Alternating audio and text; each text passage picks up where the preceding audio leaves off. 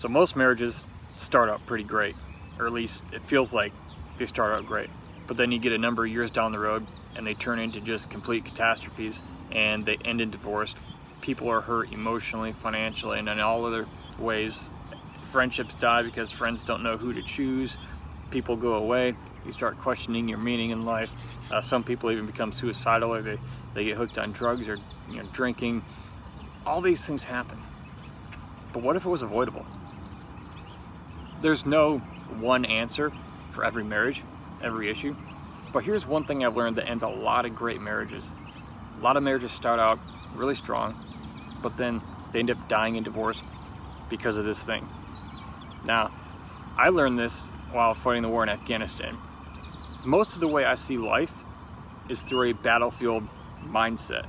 If you're not looking at your marriage as the battlefield that it is, you're probably taking a lot of hits and wounds and gunshots, so to speak, that you don't have to.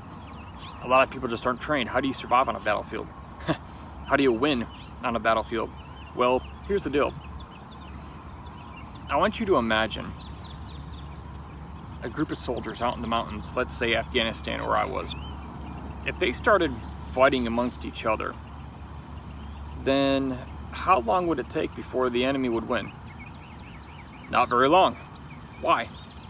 Because the enemy wouldn't really have to do anything. The enemy would just have to wait for the platoon to self-destruct by destroying each other. And you say, well, that would be dumb. I agree. But we do it every day in our marriages. Lots of us do. And the biggest thing is that a lot of us don't realize we're doing it. And here's the deal. A lot of times we see our spouse as the enemy to defeat and overcome. I was trained in the military as Army infantry to fight the enemy to the death and win at all costs no matter what. Good in combat, bad for a marriage. Bad advice for a marriage. You do not want to crush and destroy your spouse. That's not going to be productive.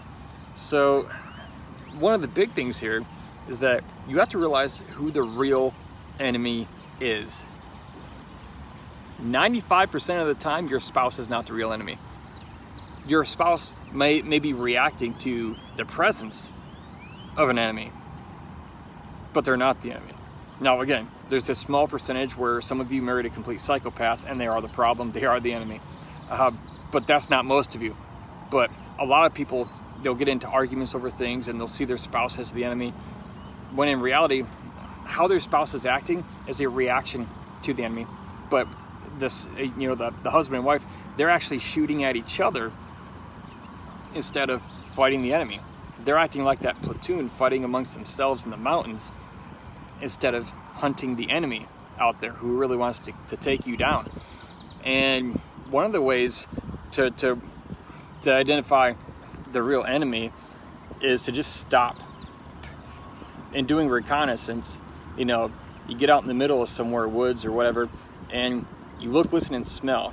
Like, you get quiet, you sit still, you look, you listen, and you smell.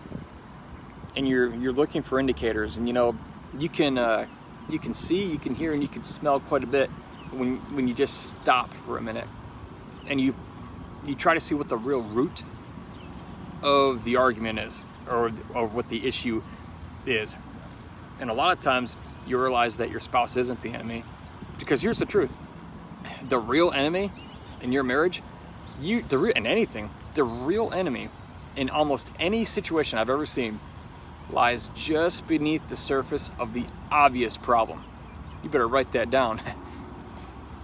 The real enemy usually lays just beneath the surface of the obvious problem. The real enemy is usually hidden. He's concealed because he doesn't want to be seen, but he wants to wreak havoc. So they want us to hide out. And it's that same way in our marriage. And so often what happens is we start, I can't do this. I'm shooting this way at my spouse and she's shooting this way at me. We're shooting at each other. That's not going to end well for our union, for our platoon, our marriage. All right. So what you have to do is you both have to have enough integrity to say, just stop.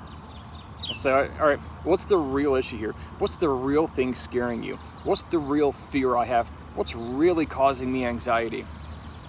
you're gonna find in most cases it's not your spouse.